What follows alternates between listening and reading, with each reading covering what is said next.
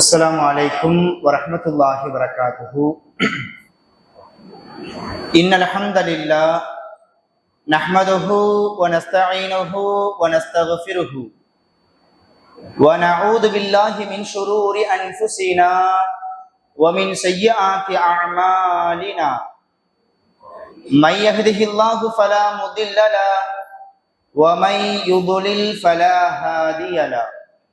وأشهد أن لا إله إلا الله وحده لا شريك له وأشهد أن محمدا عبده ورسوله أما بعد فأعوذ بالله من الشيطان الرجيم. بسم الله الرحمن الرحيم.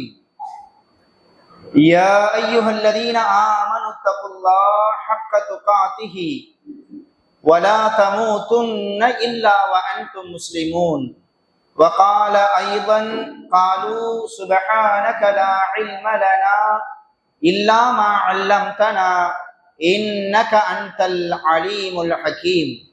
قال رب اشرح لي صدري ويسر لي أمري واحلل عقدة من لساني يفقه قولي ربي زدني علما. அளவற்ற அருளாளனும் நிகரற்ற அன்புடையவனுமாகிய அல்லாஹுவின் திருப்பெயர் போற்றி புகழ்ந்து ஆரம்பம் செய்கின்றேன். அந்த ஏக இறைவனின் சாந்தியும் சமாதானமும் இறுதி தூதர் முஹம்மதுர் ரசூலுல்லாஹ் ஸல்லல்லாஹு அலைஹி வஸல்லம் அன்னவர்களின் மீதும் அன்னவர்கள் குடும்பத்தார்கள், தோழர்கள், தாபிஈன்கள், தபஉ தாபிஈன்கள், சத்தியத்தையும் ஏகத்துவத்தையும் நமக்கு எடுத்து சொன்ன இமாம்கள், குறிப்பாக இரவு தொழுகையை தொழுது முடித்துவிட்டு அவனுடைய இல்லத்தில் அவனுடைய மார்க்கத்தை கேட்டறிவதற்காக இங்கு குழுமியிருக்கும் நம்மவர்கள் அனைவர்களின் மீதும் வந்து சேரட்டுமாக என்று பிரார்த்தித்தவனாக எனது உரையை நான் ஆரம்பம் செய்கின்றேன். அன்பிற்கினிய அருமையான பெருமக்களே, நேற்றைய தினம் ஹுதைபியா வரலாற்றினுடைய ஒரு பகுதியை நாம் பார்த்தோம். அதிலும் குறிப்பாக அபூ ஜந்தல் என்கிற நபித்தோழருடைய வரலாற்றை பற்றி நாம் நேற்று அறிய இருந்தோம். அதாவது யாரெல்லாம் குர்ஆன் சுன்னாவின் அடிப்படையில் இறுதி வரையிலும் வாழ வேண்டும் என்று ஆசைப்படுகிறார்களோ அவர்கள் கண்டிப்பாக இந்த அபூ ஜந்தல் என்கிற இந்த நபித்தோழருடைய வரலாற்றை முழுமையாக மனதில் பதிய வைக்க வேண்டும். எப்பொழுதெல்லாம் நமக்கு சோதனை வரும் பொழுது மனம் குன்றியவர்களாக, அல்லாஹின் மீது அதிருப்தி கொண்டவர்களாக, என்னுடைய ரப்பு என்னை கைவிட்டு விட்டானே என்கிற சோர்வு எப்பொழுதெல்லாம் நமக்கு வருகிறதோ அப்பொழுதெல்லாம் இந்த அபூ ஜந்தலுடைய வரலாற்றை நமது நினைவில் மறுபடியும் மறுபடியும் நினைவுபடுத்திக் கொண்டே இருக்க வேண்டும்.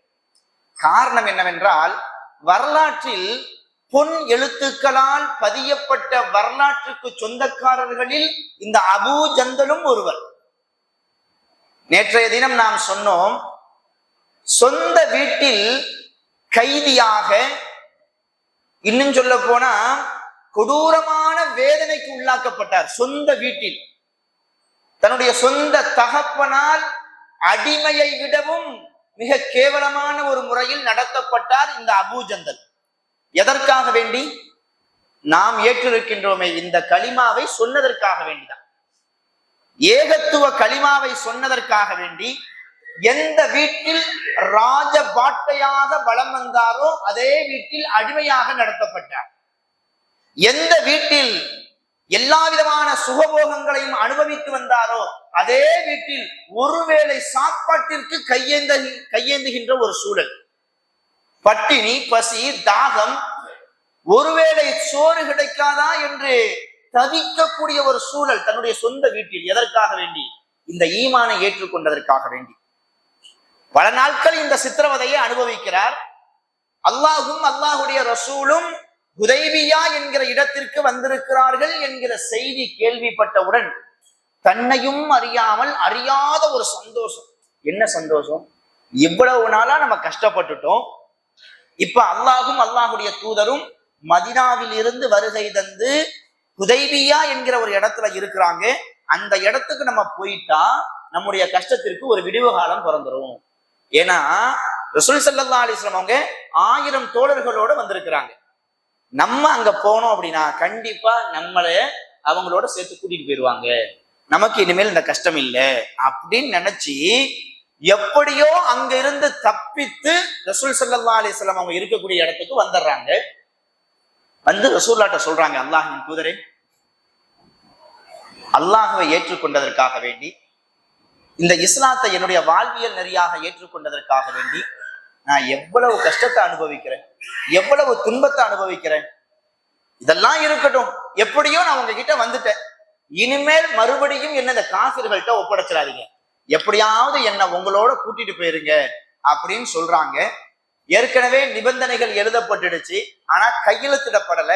இந்த அபூஜந்தலுடைய தந்தை சுஹைல் சொல்றாரு, முஹம்மதே, நிபந்தனை எழுதப்பட்டிருக்குது, யாராவது முஸ்லிமாக மாறி உங்களிடத்தில் வந்தார்கள் என்றால் அவர்களை எங்களிடத்தில் ஒப்படைக்க வேண்டும் என்கிற ஒரு நிபந்தனை எழுதப்பட்டிருக்குது. அந்த நிபந்தனையின் அடிப்படையில முதலாக என்னுடைய மகனை இந்த அபூஜந்தலை என்கிட்ட ஒப்படைச்சிருங்க அப்படின்னு சொல்றாரு சுஹைலு. ரசூலுல்லாவும் எவ்வளவோ கேட்கிறாங்க, சுஹைல், நான் இதுவரைக்கும் யார்கிட்டையும் நான் எதையும் கேட்டது கிடையாது, முதல்ல நான் உங்ககிட்ட ஒண்ணு கேட்கிறேன், எனக்காக வேண்டி இந்த அபூஜந்தலை மட்டும் என் கூட அனுப்பிருக்குன்னு சொல்லிட்டு எவ்வளவோ கேட்கிறாங்க. ஆனா அந்த சுஹைல் ஒத்துக்கல. கடைசியில ரசூலுல்லா அபூஜந்தல்கிட்ட என்ன சொல்றாங்க, அபூஜந்தல், அலா இன்ன நஸ்ரல்லாஹி கரீப், திரும்பி மக்காவுக்கே போங்க, ஆனா அல்லாஹுடைய உதவி மிக அருகாமையில இருக்குது. அல்லாஹுடைய உதவினா எப்படி இருக்கும் நீங்க நினைக்கிறீங்க? நம்முடைய வாழ்க்கையில சில சமயங்கள்ல எழுந்திருக்கவே முடியாது அப்படின்னு நம்ம நினைச்சிருப்போம். ஏதோ மிகப்பெரிய ஒரு சோதனை, ஒரு கஷ்டம், நஷ்டம், ஒரு இழப்பு நம்மளை அப்படியே கீழே அமுத்தும். ஏதோ ஒரு வகையில நம்ம நினைச்சே பார்த்திருக்க மாட்டோம், அல்லாஹுடைய உதவி வரும். மறுபடியும் அல்லாஹ் ஒரு வசந்தத்தை நமக்கு தருவான். அல்லாஹுடைய உதவி கண்களுக்கு அவ்வளவு சீக்கிரத்துல தெரியாது, ஆனா அல்லாஹுடைய உதவி வந்துருச்சுன்னா அது ரொம்ப ரொம்ப ரொம்ப ரொம்ப பெரியதாக மகத்தானதாக இருக்கும். இந்த அபூஜந்தலுடைய வரலாறு நமக்கு அதை சொல்லி காமிக்கு. ரசூலுல்லாஹ் சொன்னாங்க, அபூஜந்தலே கவலைப்படாதீங்க, மக்காவுக்கு திரும்பி போங்க, அல்லாஹுடைய உதவி வரும், மிக அருகாமையில இருக்குது. அபூஜந்தல் எந்த ஒரு அதிருப்தியும் கொள்ளல, ரசூலுல்லாஹ் மேல எந்த ஒரு வேதனையும் கொள்ளல. மறுபடியும் மக்காவை நோக்கி போறாங்க. போய் மறுபடியும் அந்த கஷ்டத்தை அனுபவிக்கிறாங்க. இங்க பேச்சுவார்த்தைலாம் முடிஞ்சிருச்சு. பேச்சுவார்த்தைலாம் முடிஞ்சு ரசூலுல்லாஹ் என்ன செய்யறாங்கன்னா மதீனாவை நோக்கி திரும்பி போயிடுறாங்க. ஏன்னா இந்த வருஷம் உம்ரா செய்யக்கூடாதுன்னு சொன்னாங்க, அதனால திரும்பி போயிட்டாங்க. நிபந்தனைகள் எழுதப்பட்டு ஒப்பந்தங்கள் போடப்பட்டு கையெழுத்தெல்லாம் போடப்பட்டுடுச்சு. இந்த சம்பவம் முடிஞ்சு கொஞ்ச நாட்கள்லயே அபூ பசீர் என்கிற ஒரு நபித்தோழர் என்ன செய்யறாருன்னா மக்காவுல இருந்து நேரா மதீனாவுக்கு ஓடி வந்துடுறாரு.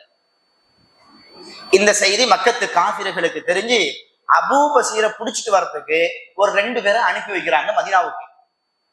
அபூ பசீர் நேரா ரசூலுல்லாஹ்ட்ட வந்து நிக்கிறாங்க. அவங்களுக்கு பின்னாடியே இந்த மக்காவாசிகள் அனுப்பிச்சு வச்ச 2 பேரும் வந்து நிக்கிறாங்க. அந்த 2 பேரும் ரசூலுல்லாஹ்ட்ட வந்து சொல்றாங்க, முஹம்மதே, இந்த அபூ பசீர் மக்காவுல இருந்து ஓடி மதீனாவுக்கு உங்ககிட்ட ஓடி வந்துட்டாரு. நிபந்தனை என்ன போடப்பட்டிருக்குது, மக்காவுல இருந்து யாராவது முஸ்லீம் ஆகி வந்தாங்கன்னா திருப்பி அனுப்பிச்சிடணும்னு இருக்குல்ல, அந்த நிபந்தனையின் அடிப்படையில இந்த அபூ பசீரை புடிச்சிட்டு வரதுக்கு எங்களை அனுப்பி இருக்கிறாங்க. இந்த அபூ பசீரை எங்க கூட நீங்க அனுப்பி வைங்க. அபூ பசீர் பாக்குறாரு, நம்மளே தப்பிச்சோம் பிடிச்சோம்னு சொல்லிட்டு ஓடி வந்திருக்கிறோம், யாரு கண்ணையும் படாம மறுபடியும் நம்மளை அனுப்பிச்சு வச்சிருவாங்களோ அப்படின்னு பயப்படுறாங்க. அவங்க பயந்த மாதிரியே ரசூலுல்லாஹ் என்ன செய்யறாங்கன்னா, அபூ பசீர், நிபந்தனை இப்படி இருக்குது, அதனால நீங்க என்ன செய்யுங்கன்னா மறுபடியும் மக்காவுக்கே போயிருங்க, இவங்க கூடயே போயிருங்க அப்படின்றாங்க. ரசூலுல்லாஹ்வுடைய பேச்சை தட்ட முடியல, என்ன செய்யறது? சரி யார சொல்லலாம், இவங்களோட நான் மக்காவுக்கே நான் போயிடுறேன் அப்படின்னு மக்காவுக்கு அப்படி போறாரு. அந்த 2 பேரோட போகும்போதே கண்ணில் கத்தி ஆடுது. சும்மாவே குத்துன்னு போட்டு குத்துறாங்க, நம்மளைய அடிக்கிறாங்க. இப்ப ஓடி வேற வந்துட்டோம், மறுபடியும் போனா என்ன செய்வாங்க? அதை அப்படியே நினைச்சு பாக்குறாரு. ஆஹா, மறுபடியும் மக்காக்குள்ள போயிடக்கூடாதுரா, என்ன செய்யறது அப்படின்னு யோசனை பண்ணிக்கிட்டே இருக்கிறாரு. 2 பேர் வேற நல்ல புல்தடி பயில்வான் மாதிரி வலது பக்கமும் இடது பக்கமும் வேற நிக்கிறாங்க, தப்பிக்கவும் முடியல, என்ன செய்யறது யோசனை பண்ணிக்கிட்டே இருக்கும் பொழுது அப்படி வலது பக்கத்துல இருக்கிறவங்க சும்மா லைட்டா அப்படி பேச்சு கொடுக்குறாரு.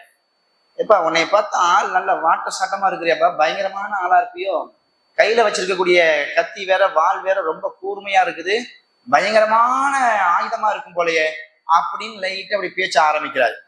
அவனும், ஆமாப்பா நீ சொல்ற, நான் பயங்கரமான ஆளுதான், என்கிட்ட இருக்க இந்த வாள் இருக்குத, இதை வச்சு பல பேருடைய கதையை முடிச்சிருக்கேன் நான், அப்படி இப்படி அப்படின்னு சொல்லிட்டு தன்னுடைய புகழை அப்படியே அப்படியே அவிழ்த்து விடுறான். அபூபஸீர் பார்த்தாரு, இதான் ஒரு நல்ல சந்தர்ப்பம். அப்படியாப்பா, அந்த வாளை கொஞ்சம் தான் பார்ப்போம், நல்ல படபலன்னு இருக்குதே, கையில தா பார்ப்போம் அப்படின்னு சொல்லிட்டு கேட்கிறாரு. அவனும் கொடுத்துட்றான் வாளை. வாங்கிய வாளை அப்படியே பார்க்கிறார். பார்த்து ஒரே குத்து அந்த ஆளை. பக்கத்துல இருந்தவன் பார்த்தான், ஐயோ அடுத்து நம்ம தானோ அப்படின்ட்டு அந்த ஆளை இடது பக்கத்துல இருந்தவன் தெரிச்சு ஓட ஆரம்பிச்சுட்டான். குத்திய வாளோட ரசூலாட்ட வந்து நிக்கிறாங்க யாரு? அபூபஸீர். மறுபடியும் இந்த ஓடி போனான ஒரு ஆளு அவனும் வந்து நிக்கிறான். முகமதே, உங்களுடைய தோழர் செஞ்ச வேலையை பாத்தீங்களா? என்னுடைய தோழனை கொண்டு விட்டாரு, நான் ஒருத்தன் தான் இருக்கிறேன், சொல்லுங்க எதுவும் செய்யக்கூடாது அப்படின்னு. ரசூல்லா அபூபஸீரை பார்த்து சொல்றாங்க, அபூபஸீரே, என்ன காரியம் பண்ணிட்டீங்க? நீங்க இந்த காரியத்தை பண்ணிருக்க கூடாது. உங்க கூட இன்னொரு 4-5 பேர் இருந்தாங்கன்னா இது ஒரு பெரிய போரா மாறி இருக்கும், பெரிய சண்டையா மாறி இருக்கும். நீங்க இப்படி செஞ்சிருக்க கூடாது. சரி, ஏதோ செஞ்சுட்டீங்க, போங்க, இவரோட போங்க அப்படின்னு சொல்லிட்டு மறுபடியும் ரசூல்லா சொல்றாங்க. சும்மா போனாவே அடிப்பாங்க, அவங்க ஒரு ஆளை வேற குத்தி வேற விட்டோம், மறுபடியும் போனா என்ன ஆகும்? அபூபஸீர் பாக்குறாரு, ரசூலாட்ட சொல்றாங்க, யாரும் சொல்லலாம், நீங்க மக்காவாசிகளோட ஒப்பந்தம் போட்டீங்க, அந்த ஒப்பந்தம் உங்களுக்கும் அவங்களுக்கும் தான். ஒப்பந்தம் போடும்போது நான் பக்கத்துல இல்லை. உங்களுடைய கடமை என்ன? என்னையே அவர்கிட்ட அனுப்பிச்சு வைக்கணும். உங்க கடமையை நீங்க செஞ்சிட்டீங்க. நான் மக்காவுக்கு போகணும்னு சொல்லிட்டு நான் யாருக்கும் நான் எழுதிலாம் கொடுக்கல. நான் போயிட்டு வரேன், அஸ்ஸலாமு அலைக்கும் அப்படின்னு சொல்லிட்டு அங்க இருந்து தப்பிச்சு நேரா ஜித்தா கடற்கரைக்கு வந்துட்டார். அங்க வந்து இருந்துட்டார். இந்த மாதிரி ஒரு சம்பவம் நடந்திருக்குது. அபூபஸீர் இந்த மாதிரி செஞ்சுட்டு இந்த மாதிரி ஒரு கடற்கரையில போய் இருக்கிறாரு அப்படின்ற ஒரு செய்தி மக்காவுல இஸ்லாத்தை ஏற்றுக்கொண்டு மதீனாவுக்கு வர முடியாத சூழல்ல இருந்தாங்கல்ல, அவங்களுக்குலாம் இந்த செய்தி போகுது. இந்த மாதிரி சம்பவமா அபூபஸீர் அந்த மாதிரி ஒரு கடற்கரையில இருக்கிறாராம். நம்ம மதீனாவுக்கு போனா ரசூலுல்லாஹ் மறுபடியும் இங்க அனுப்பிச்சு வச்சிருவாங்க, நம்ம ஏன் மதீனாவுக்கு போகணும், அபூபஸீர் இருக்கிற இடத்துக்கு போயிட்டா என்ன அப்படின்ட்டு ஒவ்வொருத்தவங்களா எங்க வர ஆரம்பிச்சுட்டாங்க? அபூபஸீர் இருக்கிற இடத்துக்கு வர ஆரம்பிச்சுட்டாங்க. இந்த செய்தி அபூஜந்தலுக்கும் தெரியுது. அபூஜந்தல்னா யாரும் தெரியுதுங்களா? அபூஜந்தலுக்கும் தெரியுது. அப்ப அபூஜந்தல் பாக்குறாரு, நம்மளும் மதீனாவுக்கு போனா ரசூலா திருப்தி, ஏற்கனவே ஹுதைபியாவுக்கு போனாவே திருப்தி அனுப்பிச்சு விட்டாங்க, மறுபடியும் மதீனாவுக்கு போனாலும் அதே நிலைமைதான். இங்க இருந்து இந்த சித்திரவதையை அனுபவிக்கிறதுக்கு நம்ம நேரா அபூபஸீர்ட்ட போனா என்னன்னு சொல்லிட்டு அபூஜந்தலும் எங்க வந்துட்டாங்க? அபூபஸீர் இருக்கிற இடத்துக்கு வந்துட்டாங்க. ஒரு ஆளு, 2 ஆளு, 3 ஆளு அப்படியே சேர்ந்து அங்க ஒரு சின்ன ஒரு படையே வந்துருச்சு. சின்ன ஒரு படை வந்துருச்சு. சரி, சாப்பாட்டுக்கு தண்ணிக்கெல்லாம் என்ன ரொம்ப பெரிய தியாகம், ரொம்ப பெரிய கஷ்டம். சாப்பாட்டுக்கு ஒண்ணும் இல்லை, இலைகள், காய்ந்த இலைகளை எடுத்துட்டு அதை வந்து என்ன செய்வாங்கன்னா நல்லா தூளாக்கி கடல் தண்ணி அதுல போட்டு குழப்பி அதை சாப்பிடுவாங்களாம். அதை அறிவிக்கிறாங்க. அப்படி சாப்பிட்டதுனால பல பேருக்கு பலவிதமான நோய்கள் எல்லாம் வந்துச்சான். அல்லாஹ்வுடைய மார்க்கத்துக்காக வேண்டி அதையெல்லாம் சகிச்சுக்கிட்டாங்க. இன்னைக்கு நம்ம ஒரு நாள் நோன்புக்கு பசிச்சிருக்க முடியல, தாகிச்சிருக்க முடியல, நான் வேலை பார்க்கணும், கஷ்டமான வேலை பார்க்குறேன், அதனால நோன்பு வைக்க முடியல அப்படின்னு சொல்லக்கூடிய நம்மவர்களுக்கு மத்தியில அல்லாஹ்வுடைய மார்க்கத்துக்காக வேண்டி பல நாட்கள் ஆடு மாடுகளை போல இந்த சருகுகளை சாப்பிட்டு தன்னுடைய வாழ்க்கையை வந்து செஞ்சாங்க, கழிச்சாங்க. இப்படியே காலங்கள் கொஞ்ச நாள் போய்கிட்டே இருக்குது. போய்கிட்டே இருந்தா மக்காவுல இருந்து ஏதாச்சும் ஒரு வியாபார கூட்டம் ஷாமுக்கு போனுச்சு அப்படின்னா இவங்க இருக்கக்கூடிய அந்த படையை தாண்டி தான், அந்த கடற்கரையை தாண்டி தான் ஷாம் வழியா போகணும். அபூபஸீர் பாக்குறாரு, இவ்வளவு நாள் பொறுத்து இருந்தோம், உயிர் வாழணும், என்ன செய்யறது? மக்காவுல இருந்து ஷாமுக்கு என்னென்ன வியாபார கூட்டம்லாம் போதோ அதையெல்லாம் அடிச்சு சாப்பிடுறது, உயிர் வாழணுமே, அவங்கள்ட்ட வந்து பிடுங்கி சாப்பிடுறது. மக்காவாசிகளுக்கு இது ஒரு பெரிய இழப்பா மாறிடுச்சு. அடுத்து ஒரு திட்டம் தீட்டுறாங்க. என்ன திட்டம்? ஒரு பெரிய வியாபார கூட்டம் மக்காவுல இருந்து ஷாமுக்கு போறாங்க, அதை எப்படியாச்சும் நம்ம வழிமறைக்கணும், அதை வழிமறைச்சிட்டா கொஞ்ச நாளைக்கு நம்ம பசி பட்டினி இல்லாம இருக்கலாம் அப்படின்ற மாதிரி ஒரு திட்டம் தீட்டுறாங்க. இந்த திட்டம் மக்காவுல இருக்கக்கூடிய காஃபிர்களுக்கு தெரிய வருது. உடனே மக்கத்து காஃபிர்கள் நேரம் எங்க போயிடுறாங்க? மதீனாவுக்கு போயிடுறாங்க. யார்கிட்ட? ரசூலுல்லாஹ்ட்ட. எப்படி போனாங்க?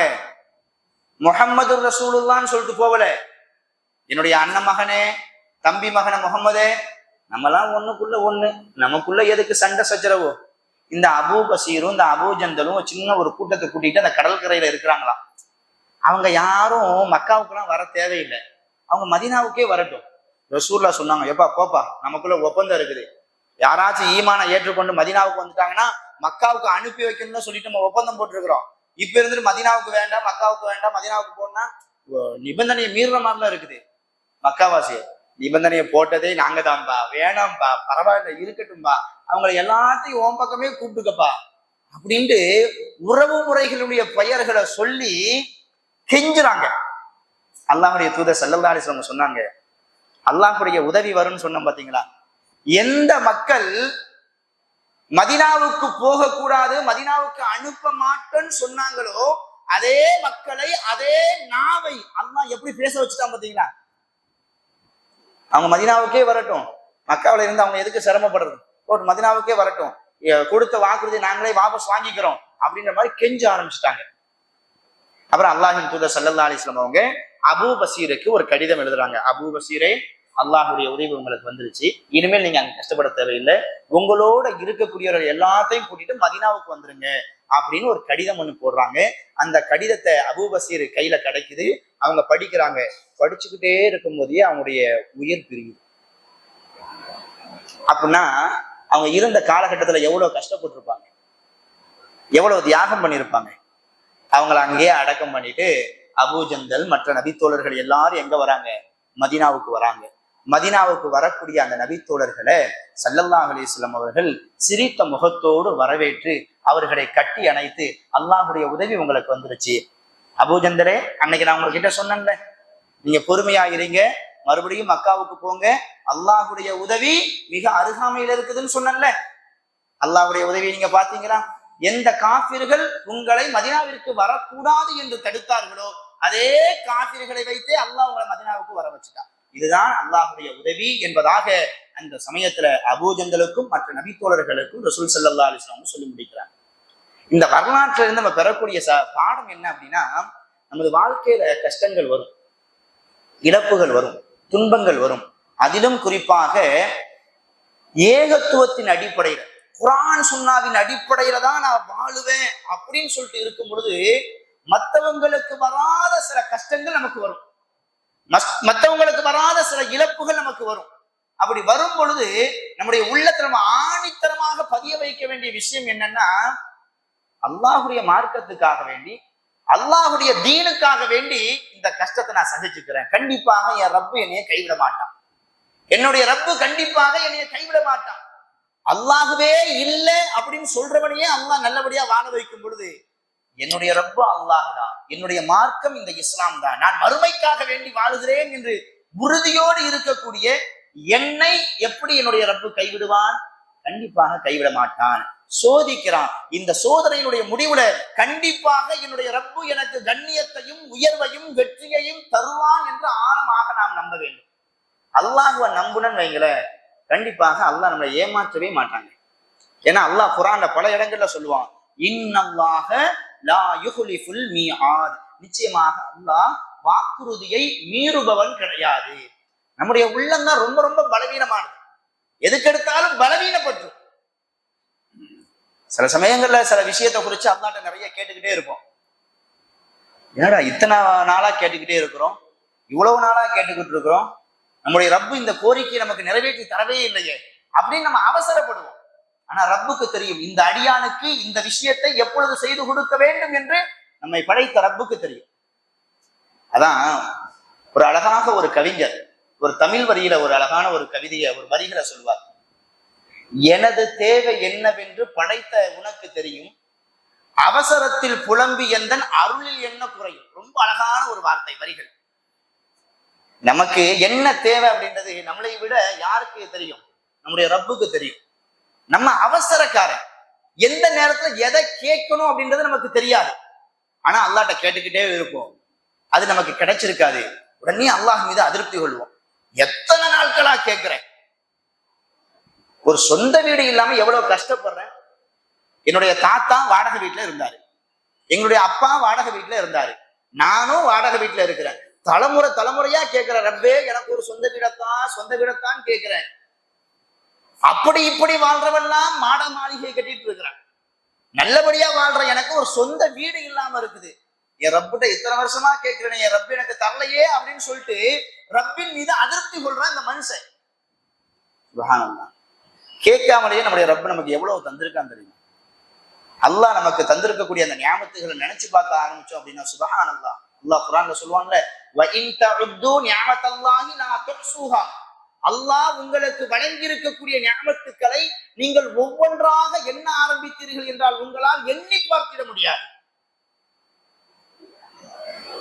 ஒரு சின்ன ஒரு உதாரணம் உங்களுக்கு சொல்றேன். ஒரு 5 நாட்கள் 6 நாட்களுக்கு முன்பாக எனக்கு குர்ஆன் ஓத கற்றுத்தந்த எனது ஆசிரியர் ஒருவர் மௌத்தாயிட்டார். ஒரு 6 நாட்களுக்கு முன்பாக என்னுடைய ஆசிரியர். எதனால மௌத்தானார் அப்படின்னா, அவருக்கு 2 கிட்னியும் ஃபெயிலியர் ஆயிடுச்சு. 6 நாட்களுக்கு முன்பாக நடந்து ஒரு 2 கிட்னியும் ஃபெயிலியர் ஆயிடுச்சு. ஏறத்தாழ 4-5 வருடங்களா கூடுதலா கூட வந்து என்ன செய்யலாம் இருக்கலாம், டயாலிஸ் பண்ணிக்கிட்டே இருக்கிறாங்க. அந்த மாதிரி எங்க ஊர் சைட்ல இந்த ஜிஹெச்ல வந்து அந்த டயாலிஸ் ரத்த சுத்திகரிப்பு பண்ணும் பொழுது அந்த ஹாஸ்பிட்டல்ல ரத்தம் இருக்குது, இவங்க ரத்தத்தை கொடுத்துட்டு அந்த ரத்தத்தை வாங்கணும். ரத்தம் கிடைக்காத ஒரு காரணத்தினால இன்னைக்கு எவ்வளவோ அமைப்புகள்லாம் இருக்குது, ரத்தத்தை கேட்டா கிடைச்சிரும். இருந்தாலும் ஏதோ ஒரு வகையில அது கிடைக்காத பட்சத்துல அந்த ரத்த சுத்திகரிப்பு செய்ய முடியாத ஒரு சூழல்னால மூத்தாயிட்டாங்க. அவரோடு சில காலங்கள் பேசும் பொழுது அவர் சொல்லுவாரு, நம்முடைய எதிரிக்கு கூட அல்லாஹ் இந்த நோயை கொடுத்துடக்கூடாது அப்படின்னு சொன்னாரு. அப்ப நான் அவர்கிட்ட கேட்டேன், அவ்வளவு பெரிய வேதனையா அப்படின்னு. அவர் ஒவ்வொன்றா சொன்னாரு, ஒரு மனுஷனுக்கு இந்த கிட்னி எவ்வளவு பெரிய நியாமத்து என்பதை ஒரு மனுஷன் எப்ப உணர்வான் தெரியுமா? இந்த கிட்னி செயல்படாத போதுதான் அதை அவன் உணர்வான். தன்னுடைய ரப்பு தன்னின் மீது எந்த அளவிற்கு அருளை பொழிந்திருக்கிறான் அப்படின்றத எப்ப ஒரு மனுஷன் உணர்வான் தெரியுமா? இந்த 100 கிராம் 120 கிராம் கொண்ட இந்த கிட்னி செயல்படாத போதுதான் தன்னுடைய ரப்பு எவ்வளவு பெரிய கிருபையாளன் என்பதனை உணர்வான். இந்த ஹஸரத் சொன்னாங்க, 3 நாளைக்கு ஒரு தடவை ரத்த சுத்திகரிப்பு பண்ணணுமா. எத்தனை நாளைக்கு ஒருக்கே? 3 நாளைக்கு ஒரு தடவை ரத்த சுத்திகரிப்பு. உடல்ல இருக்கக்கூடிய எல்லா ரத்தங்களையும் எடுத்துட்டு ஒரு புது ரத்தத்தை செலுத்தணும். இது சாதாரணமான ஒரு விஷயம். சுகர் செக் பண்றதுக்கு நம்ம போகும்போது கொஞ்சம் ரத்தத்தை எடுப்பாங்க, அதையே நம்முடைய மனசு சில சமயங்கள்ல தாங்காது. உடல்ல இருக்கக்கூடிய எல்லா ரத்தத்தையும் உருவி எடுத்துட்டு மறுபடியும் ஒரு ரத்தத்தை புதுசா உள்ளக செலுத்தணும் அப்படின்னா சாதாரணமானதான். இதுக்கு ஏறத்தாழ 4 மணி நேரத்துல இருந்து 6 மணி நேரம் வரைக்கும் பிடிக்குமா. அது ஒரு சொல்ல முடியாத ஒரு வேதனையாது. இந்த ப்ராசஸ் முடிஞ்சதுக்கு பின்னாடி என்ன செய்வாங்கன்னா, சிறுநீரக பையில இருந்து, அதாவது இந்த கிட்னி நல்ல இயங்குனாதான் நம்ம குடிக்கக்கூடிய அந்த தண்ணீரை, அதுல இருக்கக்கூடிய சத்துக்களை உடம்புக்கு அனுப்பிட்டு கழிவு நீரை எங்க அனுப்பும்? சிறுநீரகத்துக்கு அனுப்பும். இந்த கிட்னி செயல்படாத போது டைரக்டா நம்ம குடிக்கக்கூடிய தண்ணீர் எல்லாமே எங்க போயிருமா? சிறுநீரக பைக்கு போயிருமா. அந்த சிறுநீரக பையினுடைய கொள்ளளவு பாத்தீங்கன்னா ஒவ்வொரு மனிதருக்கு வேறுபடுமா. சில பேருக்கு 1 லிட்டர் இருக்குமா, 1.25 லிட்டர் இருக்குமா, கொஞ்சம் அப்படி இப்படி கொஞ்சம் வித்தியாசமா இருக்குமா. அதனால அந்த 3 நாளுக்குள்ள மருத்துவர் சொல்லி அனுப்புவாங்களாம், 1 லிட்டர் அளவுக்கு தான் கெப்பாசிட்டி இருந்துச்சுன்னா 1 லிட்டருக்கு மேல நீங்க தண்ணி கூணுச்சு அப்படின்னா மூச்சு திணறல் ஏற்பட்டு அந்த யூரின் ரத்தத்தோடு கலந்து நீங்க அவ்வளவுதான் அப்படின்னு சொல்லிடுவாராம். எவ்வளவுதான் தாகம் எடுத்தாலும் அந்த 3 நாள் 4 நாளுக்குள்ள எவ்வளவுதான் தண்ணீரை குடிக்கணுமா? அந்த அவரை சொன்ன அந்த 1 லிட்டர் தண்ணீர் தான். இந்த மௌத்து செய்தி கேள்விப்பட்டதுக்கு பிறகு ஒவ்வொரு நாளும் நோன்பு திறக்கும் பொழுது அந்த தாகத்தை தணிப்பதற்கு தண்ணீரை குடிக்கிறோம் பாருங்க, அப்படியே கண்ணீர் வருது. என் ரப்பு எவ்வளவு கிருபையாளர்.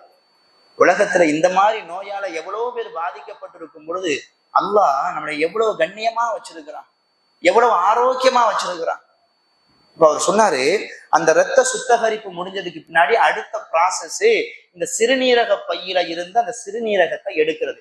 எப்படி எடுப்பாங்கன்னா, ஆணுறுப்புல ஏதோ ஒரு மிஷினை ஒண்ணு பொருத்தி அதன் வழியாக அந்த சிறுநீரகத்தை வந்து எடுப்பாங்களாம். அப்படியே எடுக்கும் பொழுது சில சமயங்கள் அதோடு சேர்த்து ரத்தமும் சேர்ந்து வரும். அது ஒரு சொல்ல முடியாத ஒரு வேதனை. மாசத்துல 1 நாள், வருஷத்துல 1 நாள் அப்படின்னாவே நமக்கு தூக்கம் வராது. 3 நாளைக்கு ஒரு தடவை இந்த மாதிரி செய்யணும் அப்படின்னா அது ரொம்ப பெரிய ஒரு வேதனை. அவர் அதுக்கு அடுத்த சில விஷயத்த சொன்னார் பாருங்க. அல்லாஹ் அவருடைய பாவங்களை மன்னிக்கணும், அவருடைய மன்னரையை அல்லாஹ் விசாலமாக்கி கொடுக்கணும். அவர் சொன்னாரு, இதுக்காக வேண்டிய பொருளாதார செலவு. அவர் ஒரு ஆலிம். அவர் சொன்னாரு, யார்கிட்டையும் கையேந்திரத்துக்கு ரொம்ப கூச்சமா இருக்கு. நான் இப்படி ஒரு 3 நாளைக்கு ஒருக்க 4 நாளைக்கு ஒருக்க இந்த மாதிரி நான் போறதுனால எங்கேயும் எனக்கு வேலையும் தரல. எந்த மதரசாலையும் உஸ்தாதா இருக்க முடியல, எந்த இமாமத்து பணியிலையும் என்னால இருக்க முடியல. அதனால வீட்டுல சும்மாதான் இருக்கிறேன். என்கிட்ட படித்த மாணவர்கள் சில உதவிகள் பண்றாங்க, தெரிஞ்சவங்க உதவி பண்றாங்க. சில சமயங்கள்ல நானே வாய் விட்டு சில மனிதர்கள்ட்ட சில உதவிகள் கேட்கிற மாதிரி ஆயிருது. அப்படி கேட்கக்கூடிய சூழல்ல என்னுடைய உடம்பே எனக்கு ரொம்ப கூசுது. அல்லாஹ் நம்ம எப்படியோ இருந்தோம், இன்னைக்கு நம்முடைய உடல் தேவைக்காக வேண்டி இப்படி கேட்க வேண்டிய ஒரு சூழல் இருக்குது அப்படின்னு நினைக்கும் போது அது ஒரு பெரிய ஒரு வேதனையா இருக்குது. இதையெல்லாம் தாண்டி அவர் சொன்னாரு, இப்படி நான் டயாலிஸ் பண்ண போகும் பொழுது தனியாவும் போக முடியாது. சில சமயங்கள்ல மயக்கம் வந்துடும், வரக்கூடிய சமயத்துல வேற ஏதாச்சும் பிரச்சனைகள் இருக்கும். அதனால என் குடும்பத்துல யாராவது ஒருத்தவரை நான் கூட்டிட்டு தான் போயாகணும். என்னுடைய அண்ணன் தம்பிமார்கள் இருக்கிறாங்க, அவங்களும் எத்தனை நாள் வருவாங்க? வாரத்துல 2 நாள் போகணும். அவங்களும் வேலைக்கு போவாங்கல்ல, ஒரே என் கூட வா அப்படின்னா எப்படி வருவாங்க? அதனால நாளைக்கு நான் டயாலிஸ் பண்ண போகணும்னா இன்னைக்கே எனக்கு ரொம்ப கஷ்டமா இருக்கும். நாளைக்கு நான் யாரை கூட்டு போறது, யார் வராங்க? ஒரு கட்டத்துக்கு மேல என்னுடைய மனைவி, என்னுடைய மக்கள், என்னை சார்ந்தவர்கள் நான் உயிரோடு இருப்பதை பாரமாக நினைக்கக்கூடிய ஒரு சூழல் வந்துருச்சு அப்படின்னு சுபஹானல்லாஹ். இந்த சூழல் நினைச்சு பாருங்க. எந்த வீட்டில் ஒரு குடும்ப தலைவராக இருந்தாரோ, எந்த வீட்டில் இந்த மனிதனுடைய வாழ்வை பெரிதாக நினைத்தாரோ, அதே குடும்பத்துல நான் வாழ்வது, நான் இருப்பது அவர்களுக்கு சிரமமாக பாரமாக இருப்பதை நான் பார்த்தேன், நான் உணர்ந்தேன். சில சமயங்கள்ல சில வார்த்தைகளை பேசும்போது அவங்க கடினமான வார்த்தைகள், அவர்களையே அறியாமல் அவர்கள் உதிர்த்தி விடுகிறார்கள். எப்ப பார்த்தாலும் சாம செத்துத்தொலை அப்படின்ற வார்த்தையை என்னால கேட்க முடியல. அதை கேட்கும் பொழுது நம்ம ரப்பு நம் மீது எவ்வளவு கருணை உள்ளவனா இருக்கிறார். என்னைக்காச்சும் நம்ம நினைச்சு பார்த்திருப்போமா? என்னைக்காவது நம்ம நினைச்சு அல்லாவுக்கு நன்றி செலுத்திருப்போமா? இதே நோய்வாய்ப்பட்டு எத்தனையோ நபர்கள் இந்த நேரம் வரையிலும் கடுமையாக வேதனைப்பட்டு கொண்டிருக்கிறாங்க. ஆனா அல்லாஹ் நமக்கு இந்த கிட்னியை இவ்வளவு அழகான முறையில செயல்படுத்த வச்சு, இந்த கிட்னி என்னென்ன வேலைகள் எல்லாம் செய்யுது அப்படின்றத கூட இதுவரைக்கும் நம்ம உணர்ந்தது கிடையாது. என்னைக்காவது வாழ்நாள்ல ஒரே ஒரு தடவை என்னை சுற்றி இவ்வளவு நபர்கள் கிட்னியில இவ்வளவு பாதிக்கப்பட்டு இவ்வளவு கஷ்டப்பட்டு இருக்கிறாங்க, எனக்கு இவ்வளவு பெரிய ஆரோக்கியத்தை தந்திருக்கிறியே, சுபஹானல்லாஹ், அல்ஹம்துலில்லாஹ், அல்லாஹு அக்பர், என்னைக்காச்சும் நம்ம சொல்லியிருக்கோமா? ஒரே ஒரு நாள். அதனால ரப்பின் மீது நம்ம அதிருப்தி கொள்ளக்கூடாது. ஆனா ஷைத்தான் அந்த எண்ணத்தை கொண்டு வருவான்.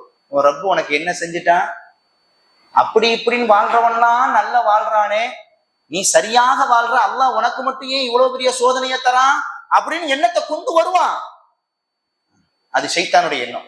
உதறி தள்ளிட்டு என் ரப்பு என்னை கைவிட மாட்டான், கேட்காமலேயே என் ரப்பு என்னை இவ்வளவு கண்ணியப்படுத்திருக்கிறானே, அந்த உணர்வை நாம் கொண்டு வர வேண்டும். அல்லாஹ் குர்ஆன்ல சொல்ற மாதிரி, நான் உங்களுக்கு தந்திருக்கக்கூடிய அந்த ஞாபத்துக்களை நீங்கள் எண்ணி பார்க்க ஆரம்பித்தீர்கள் என்றால் உங்களால் எண்ணி பார்த்திட முடியாது.